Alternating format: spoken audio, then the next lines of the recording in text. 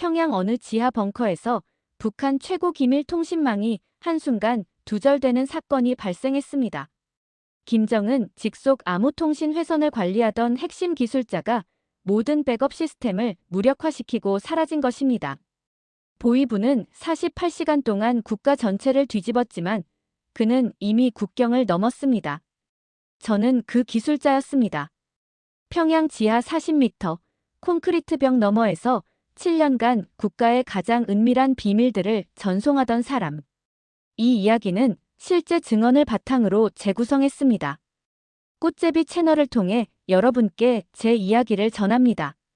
왜 저는 모든 것을 버리고 도망쳐야 했는지, 그날 밤 지하 벙커에서 무슨 일이 있었는지 말씀드리겠습니다. 이 영상이 의미 있다고 생각하신다면 구독과 좋아요 부탁드립니다. 제가 끊어버린 그 회선 너머에는 단순한 전선이 아니라 제 인생 전체가 걸려 있었습니다. 저는 김일성 종합대학 물리학부를 수석으로 졸업했습니다. 성분도 좋았습니다. 할아버지는 항일발치산 출신이었고 아버지는 당 간부였습니다. 2012년 26의 나이에 저는 국가보위성 산하특수통신국에 배치되었습니다. 평양 시내 어느 건물 지하, 철문 3개를 통과해야 들어갈 수 있는 곳. 지하 40m 깊이의 그곳에서 저는 암호통신 회선 관리자가 되었습니다. 김정은 동지와 당 중앙의 모든 기밀통신이 제 손을 거쳐갔습니다. 핵개발 진척 상황, 미사일 실험 데이터, 대남 공작 지령, 외화벌이 계획. 지상에서는 절대 볼 수 없는 정보들이 매일 제 모니터를 지나갔습니다. 출근할 때마다 신체 검사를 받았고 퇴근 후에도 보위부 요원이 미행했습니다. 휴대전화는 당연히 금지. 가족들에게도 제 업무에 대해 한마디도 할 수 없었습니다. 생활총화 시간에는 서로를 감시했습니다. 동무는 최근 사상이 해이해진 것 같습니다. 같은 말 한마디면 끝이었습니다. 하지만 저는 엘리트였습니다. 특별 배급을 받았고 평양 중심부 아파트에 살았습니다. 충성심만 보이면 안전했습니다.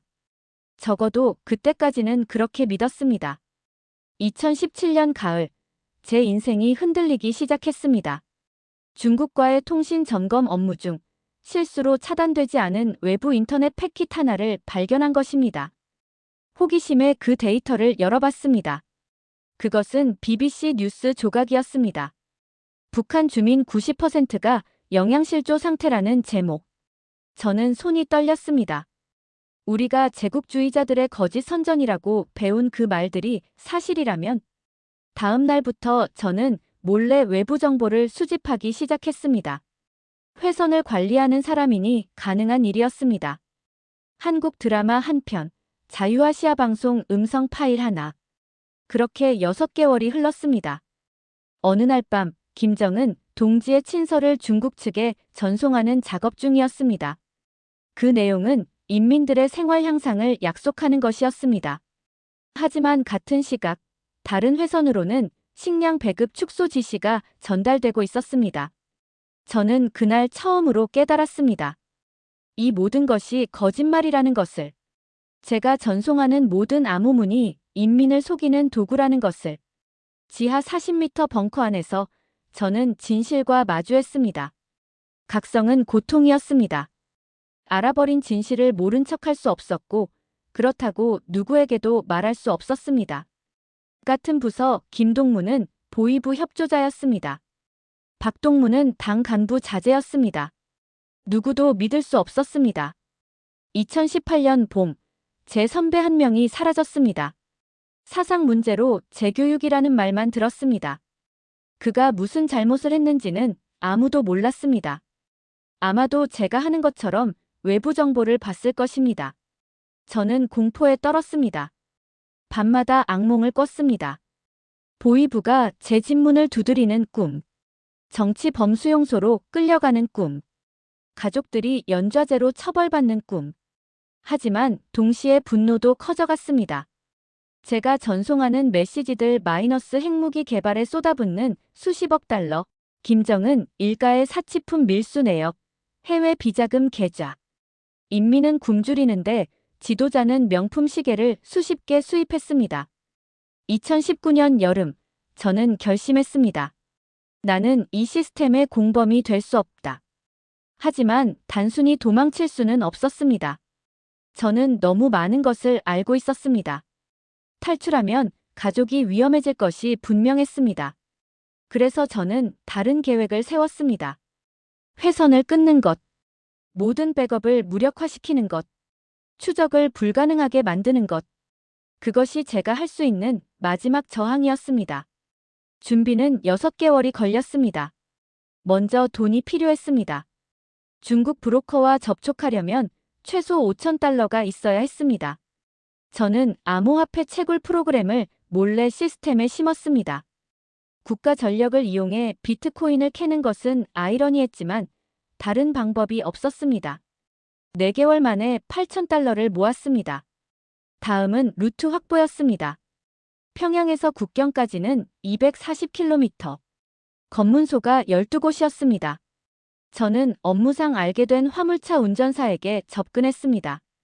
그는 양강도까지 정기적으로 물자를 운반했습니다. 동무, 개인적으로 부탁이 있습니다. 3,000달러를 건넸습니다. 그는 아무 말 없이 돈을 받았습니다. 질문하지 않는 것이 현명하다는 걸 아는 사람이었습니다. 가장 어려운 것은 시스템 파괴였습니다. 저는 3개월에 걸쳐 백도어를 만들었습니다. 메인 서버, 백업 서버, 긴급 복구 시스템 모두에 악성 코드를 심었습니다. 실행 명령 하나면 모든 것이 무너지도록 설계했습니다. 2019년 10월 15일, D-7일. 보이부가 정기 보안 점검을 한다는 공지가 떨어졌습니다. 심장이 멎는 줄 알았습니다. 하지만 점검은 무사히 통과했습니다. 제 코드는 발견되지 않았습니다. 10월 22일, 모든 준비가 끝났습니다. 그날 밤, 저는 마지막으로 어머니의 목소리를 들었습니다. 아들, 밥은 먹고 다니니? 전화를 끊으며 눈물이 났습니다. 다시는 들을 수 없을 목소리였습니다. 2019년 10월 23일 오후 11시. 저는 평소처럼 야간 근무를 시작했습니다. 지하 벙커에는 저 혼자였습니다. 손이 떨렸습니다. 키보드에 손을 올렸습니다. 정말 이걸 해야 하나? 잠깐 망설였습니다. 하지만 모니터에 떠오른 메시지를 보는 순간 망설임은 사라졌습니다. 정치범 1200명 추가 수용 승인. 저는 엔터키를 눌렀습니다. 악성 코드가 실행되었습니다. 메인 서버가 다운되기 시작했습니다. 백업 시스템이 작동했지만 10초 후 그것도 멈췄습니다. 긴급 복구 프로토콜이 실행되었지만 이미 모든 것이 암호화되어 있었습니다. 3분 만에 북한의 최고 기밀 통신망이 침묵했습니다. 경보음이 울렸습니다. 저는 배낭을 메고 비상구로 달렸습니다. 지하 40m를 올라가는 계단. 숨이 막혔습니다. 지상에 도착했을 때 차 한 대가 기다리고 있었습니다. 화물차 운전사였습니다. 빨리 타시오. 저는 화물칸에 숨었습니다. 차가 출발했습니다. 첫 번째 검문소. 심장이 터질 것 같았습니다. 동무, 어디 가시오? 양강도 해산입니다. 물자 수송. 서류를 확인하는 소리. 10초, 20초. 통과. 두 번째, 세 번째 검문소도 무사히 지나갔습니다. 하지만 6번째 검문소에서 무전기 소리가 들렸습니다. 평양 비상사태 발령. 모든 차량 정밀 검사. 운전사가 속도를 높였습니다. 검문소 우회합니다. 버티십시오. 비포장도로로 접어들었습니다. 몸이 심하게 흔들렸습니다. 3시간 후 우리는 압록강 변에 도착했습니다. 새벽 4시 강물 소리가 들렸습니다. 브로커가 나타났습니다. 5,000달러. 저는 돈을 건넸습니다. 물이 차갑습니다. 30분 안에 건너야 합니다. 순찰대가 5시에 옵니다. 저는 옷을 벗고 비닐봉지에 넣었습니다. 10월의 압록강은 얼음장 같았습니다. 물에 들어가는 순간 온몸의 감각이 사라졌습니다. 하지만 멈출 수 없었습니다. 헤엄을 쳤습니다. 중간쯤 왔을 때 북한 쪽에서 서치라이트가 켜졌습니다. 저기, 누구냐? 총소리가 울렸습니다. 물속으로 잠수했습니다. 폐가 터질 것 같았습니다. 다시 수면 위로 올라와 미친 듯이 헤엄쳤습니다. 중국 땅이 보였습니다. 손이 땅에 닿았습니다. 저는 기어 올라갔습니다. 뒤에서 또 총소리. 하지만 저는 이미 중국이었습니다. 브로커가 담요를 던져줬습니다. 차로, 빨리. 우리는 이 시간을 달렸습니다. 선양의 한 여관에 도착했을 때 저는 그제야 울음을 터뜨렸습니다. 살았다는 안도감, 모든 것을 잃었다는 상실감, 자유를 얻었다는 환희. 모든 감정이 한꺼번에 쏟아졌습니다. 3일 후, 저는 한국 대사관에 도착했습니다. 탈북자입니다. 보호 신청합니다. 문이 열렸습니다. 태극기가 보였습니다. 그 순간 저는 알았습니다. 제 새로운 인생이 시작되었다는 것을.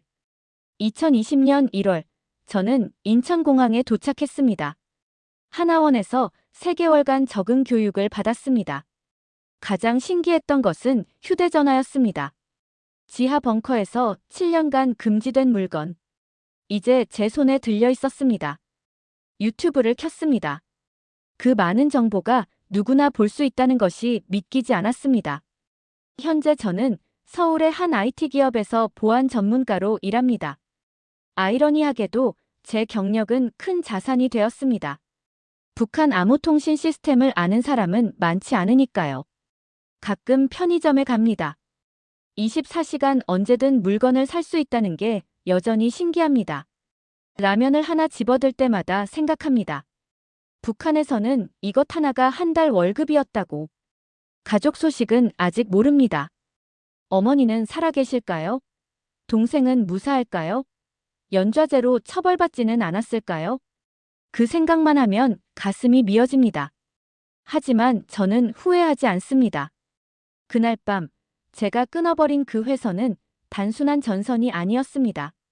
그것은 거짓과 억압의 사슬이었습니다. 저는 그 사슬을 끊었고 제 자유를 찾았습니다. 탈북은 끝이 아니라 시작입니다. 지금도 지하 40m 어딘가에서 누군가는 제가 했던 일을 하고 있을 것입니다. 그들에게 말하고 싶습니다. 당신도 할 수 있습니다. 용기를 내세요.